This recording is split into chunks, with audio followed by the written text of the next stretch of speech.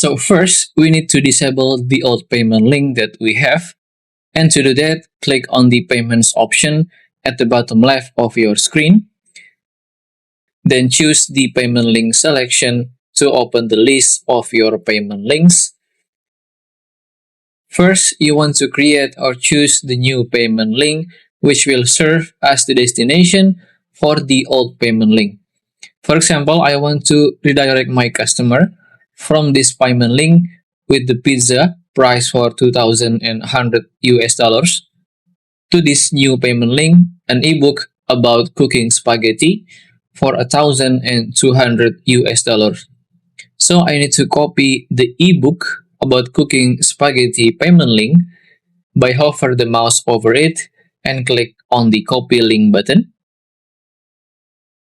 After that, you want to go to the older payment link. For me, it's the pizza place right here. And again, hover your mouse on top of it.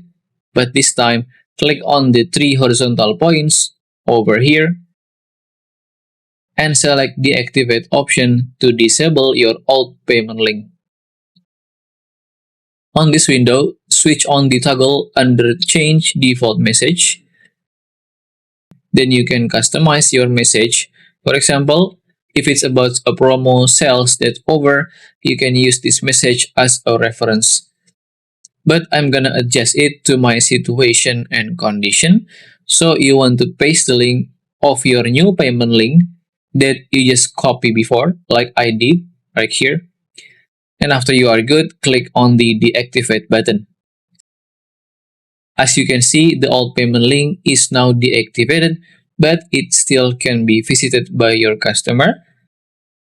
But instead seeing the old payment link, they will see this message that we just said before, and they can click on the link to open your new payment link, while hopefully may redirect your customer's traffic and still convert it as sales for you.